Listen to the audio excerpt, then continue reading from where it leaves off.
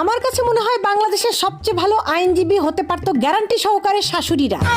ঘটনা যেটা যেভাবেই ঘটুক, তাদের কাছে কিন্তু সুন্দর লজিক থাকে।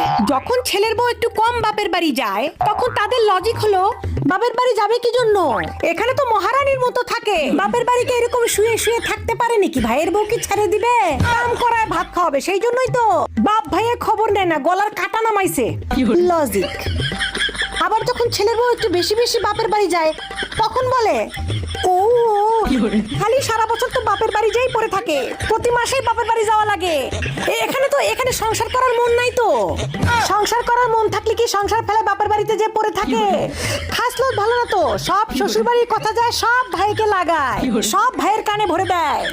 আরে এতই যদি বাপের বাড়ি থাকতে মন চায়, এখানে আসে কেন? ওখানে থাকলেই তো পারে না এখানে থাকতে?